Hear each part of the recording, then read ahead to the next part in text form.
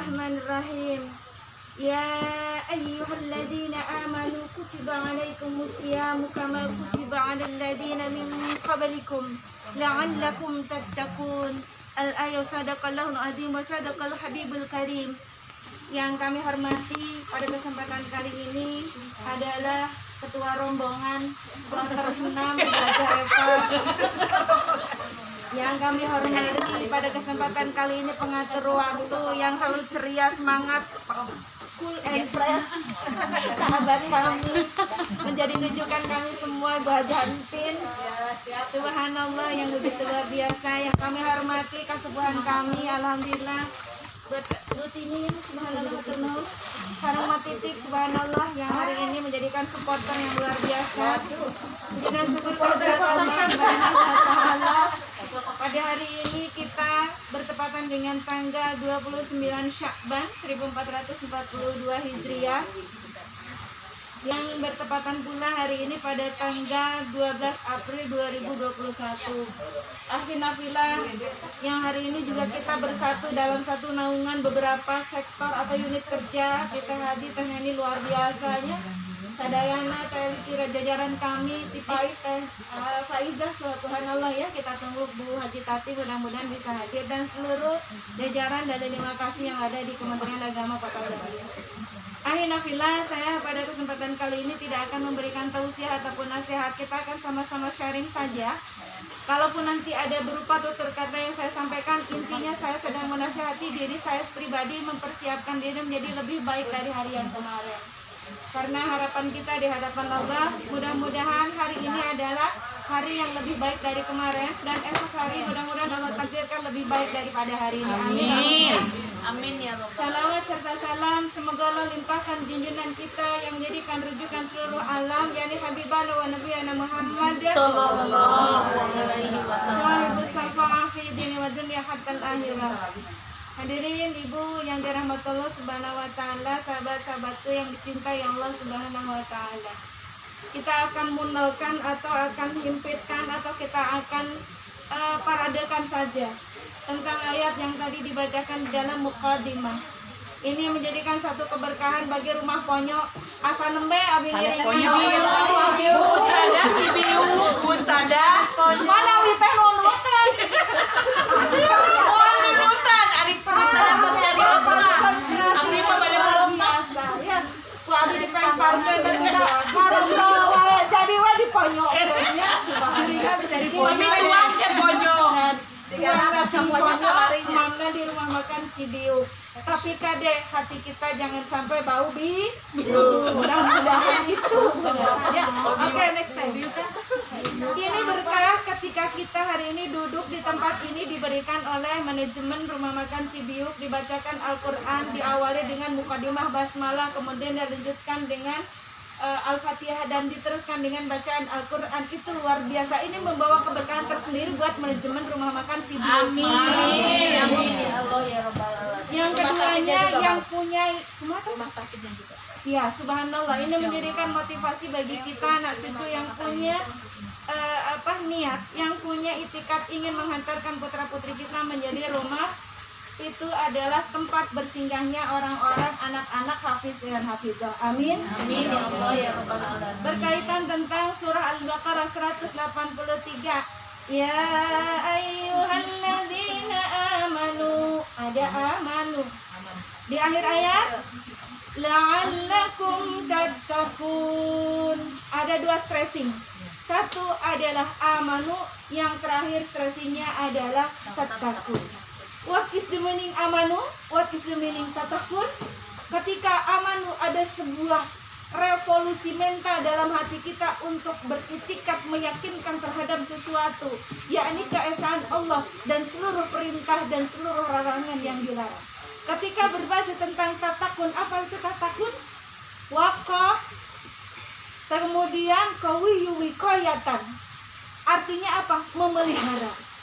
Ketika kita memelihara apa yang diberikan oleh Allah berupa dasar akidah dalam keimanan, maka ada istilah orang beriman belum tentu bertakwa, tapi orang bertakwa pasti dia memiliki keimanan. Mengapa ada orang dikatakan di situ bahwa ya ayyuhalladzina amanu sebagai gerbang. Ini sebagai sebuah perjalanan. Kalau kita berjalan dari rumah ke Cibiuk, maka ketika tadi mengendarinya pakai motor, pakai Grab, pakai diantar suami, apa tuh? Pakai Gojek, ya itu semua berbasis iman. Jadi perjalanan menggunakan kendaraan itulah yang disebut iman.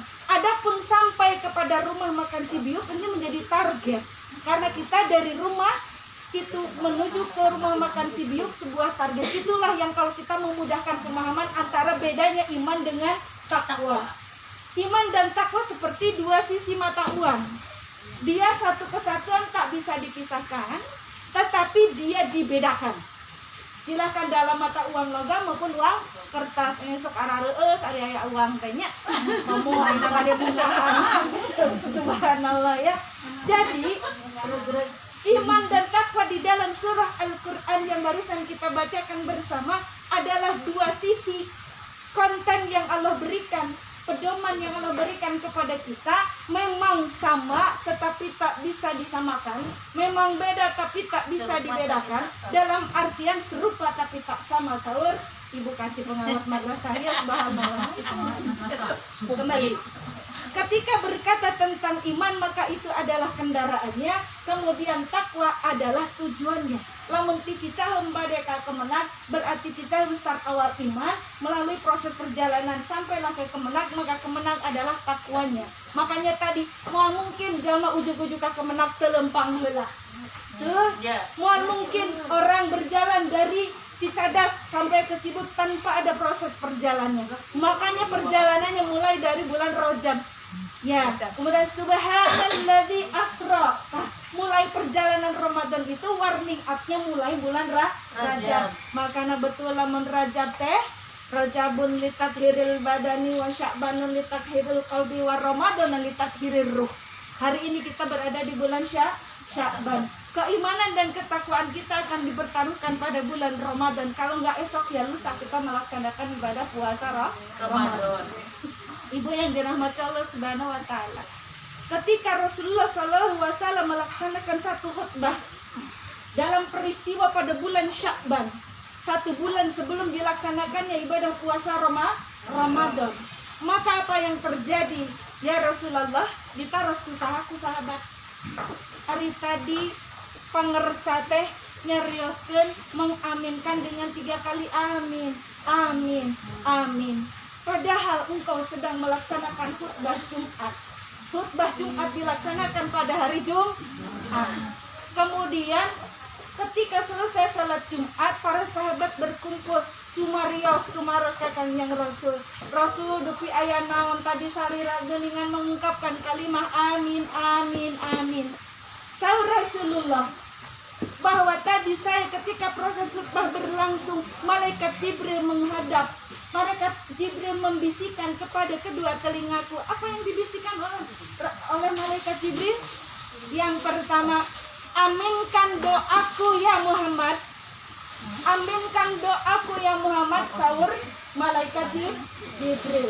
Saur Rasulullah mangga bade diaminkan ku abdi.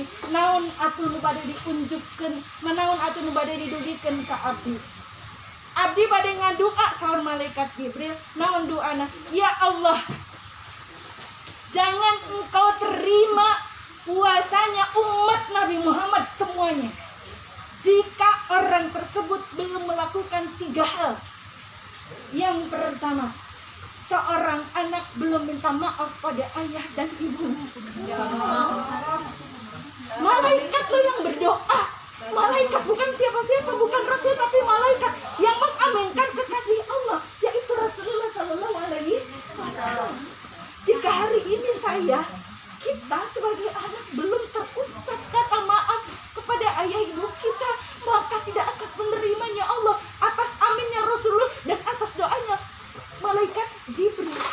Maka alangkah rugi sebulan kita puasa, sebulan kita tilawah, sebulan kita tarawih, 1 bulan kita itikaf, tapi kalau tidak dibuka kuncinya melalui pintu maaf kepada ayah dan ibu, maka tertolaklah saumnya.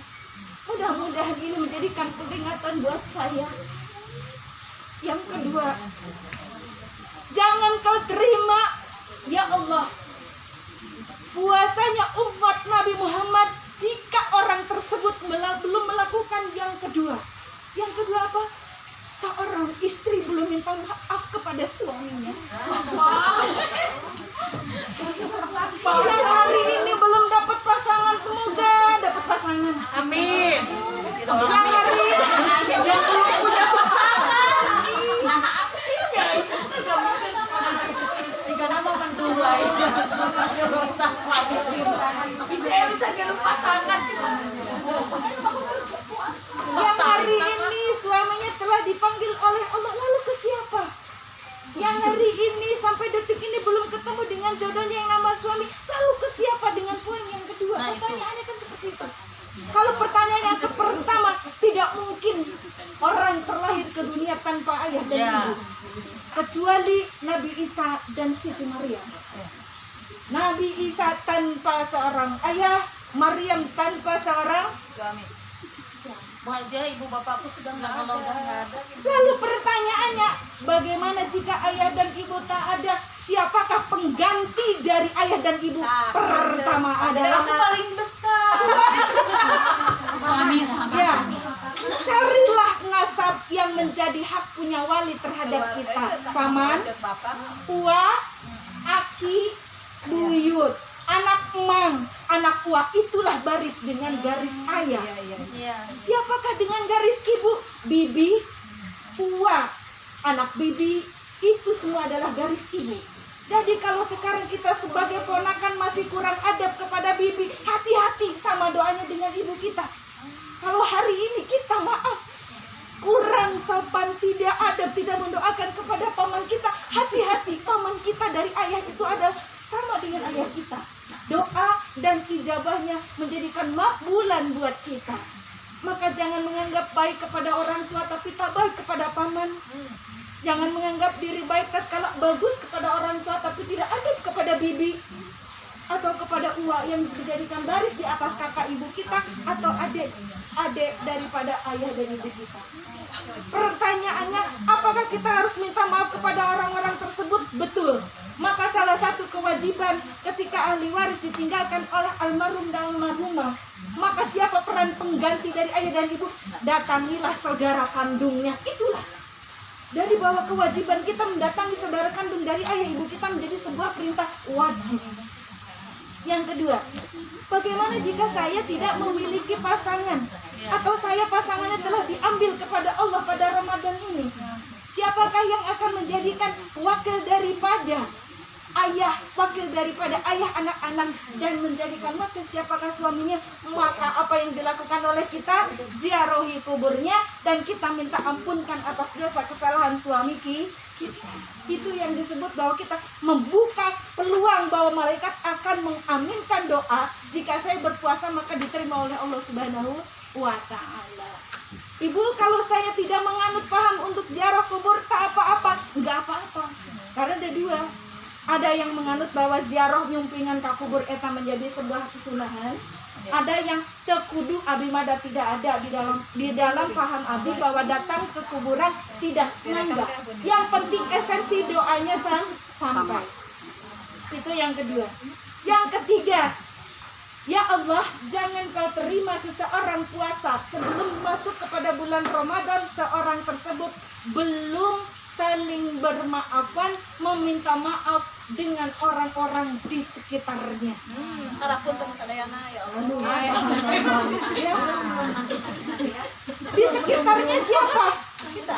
Sekitar ada ring 1, ring 2, ring 3 dan ring yang sifatnya general atau makro.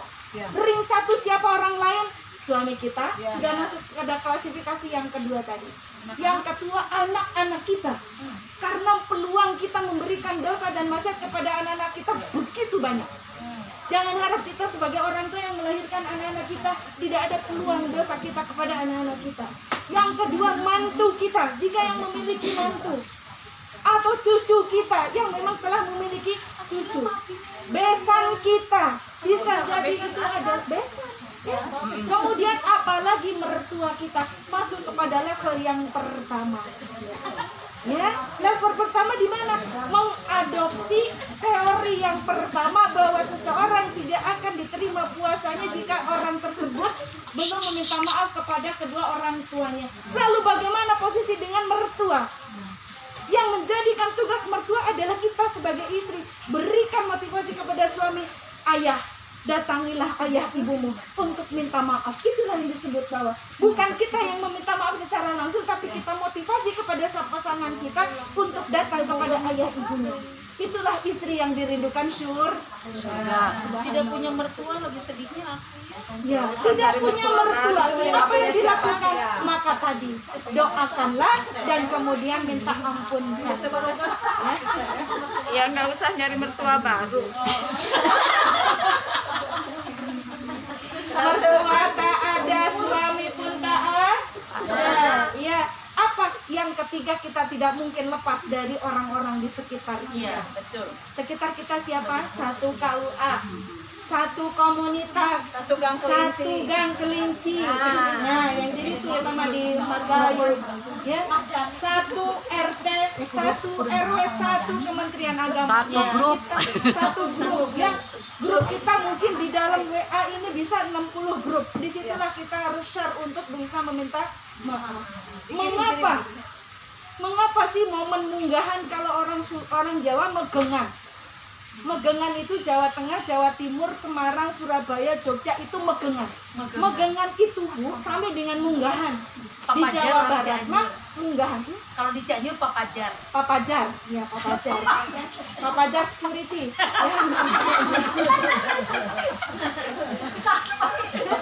Jadi megengan. Nah, hari ini munggahan. Ya, hari ini munggahan di bulan Arwah atau di bulan Syakban. Orang Sunda mah disebutnya bulan Syakban teh bulan Rewah. Rewah teh bulan arwah. Para arwah teh keur hayang diarwahkeun, hoyong didamak-damakeun, hoyong dijunjung dengan bacaan Al-Qur'an dan permohonan ampunan kepada Allah Subhanahu wa taala. Sok ngintun makanan deh ngarwahkeun gitu. Nah, ngarwahkeun. Ngintunan makanan itu kita sajikan makanannya ke Bu Eva, kemudian kita berdoa. Maka apa? Doa Al-Qur'an itu yang sampai kepada Allah ditujukan kepada keluarga yang telah meninggal dunia. Nah, itulah yang tadi. Kemudian, mengapa sih momen munggahan ini selalu untuk bisa meminta maaf? Tadi Rajabun litathiril badani wa Ramadanun litathiril ruh. Karena kita akan berjumpa dengan Ramadan, bulan yang agung, maka ada kalimat marhaban ya Ramadan atau ahlan wa sahlan. Ini merupakan tarhib, ada kerinduan, ada ingin dikasihi oleh Allah Subhanahu wa taala, maka kebeningan hati menjadi sebuah pintu utama. Hari ini mengapa kita dianjurkan oleh Allah selalu membuka peluang untuk minta maaf dan untuk memaafkan? Karena kita secara fitrah, pertama, manusia posisinya adalah sebagai makhluk yang diciptakan dengan keterbatasan dan kekurangan. Itu fitrah, seluruh manusia berlaku. Maka ketika ada keterbatasan, kekurangan, ada peluang untuk melakukan kesalahan dan dosa. Ketika kesalahan dan dosa dilakukan, pintu keluarnya kecuali taubatan nasuha, minta ampun kepada Allah dan minta ridha dari sesama manusia. Loh, kenapa ada manusia? Karena manusia kita berinteraksi secara komunikasi baik lisan maupun elektronik. Inilah yang peluang kita melakukan pengingkaran terhadap takwa. Mengapa Ramadan menjadikan sebuah muaranya menjadi takwa? Harus dibersihkan sepanjang perjalanan gerbong itu, karena kita akan masuk kepada tujuan akhir, yaitu kemenangan. Cek urang Sundama disebutkan Rajab teh keur melak, Sakban teh keur nyebor, maka Ramadan mah panen, engke Sawal mah bakal untung. Lamun ayeuna urang hayang menang panena, maka kudu melak. Mungkin melak alus tanpa dicebor, maka paket Rajab, Syakban, Ramadan adalah satu paket yang kita tidak boleh pisahkan. Nah, mengapa saum adalah sebuah perintah oleh Allah bahwa pahalanya hanya Allah yang tahu, dan khusus Ramadan adalah hidup untukku, yang lainnya untuk anak Adam, tetapi khusus untuk saum Ramadan untukku. Karena apalah Karena di situ mengandung bahwa Allah punya kuasa. Berapa dapat poin kita puasanya? Berapa puasa hari yang diterimanya? Berapa yang ditolaknya dari 30 atau 1 bulan? Inilah kewenangan Allah. Orang salat katingali jungkal jumpalikna. Ya. Orang sedekah katingali jrung-jrengnya. Tetapi orang saum teh katingali abdi mah punten nuju saum. Leles ya. Punten abdi mah da nuju saum. Mangga ti payun ya. Padahal tidak tahu kalau dirinya dia tidak saum. Maka itulah tadi, saum adalah sesuatu hal yang diperintahkan oleh Allah setelah melaksanakan perintah salat. Salat diberikan oleh Allah perintahnya sebelum hijrah. Kemudian setelah hijrah 2 tahun kemudian baru ada perintah saum. Inilah ketika kita memberikan instruksi kepada anak-anak, jangan semuanya diberandelin. Nah, engkau gugah bobo baca Quran terus nyeseh terus buang sampah terus kehero terus tak eta teh bisa, Bu. Ya. Gak bisa. Ya. Jadi ada tahapan, ada step by step. Nah, sekarang ba'da subuh tadarus dulu yuk, beres. Nah, punten ayeuna mah kurang meresihan atau ngubah wadah mangga. Ulah digebruhkan karena Allah juga memberikan satu hukum itu melalui tahapan-tahapan. Step by step.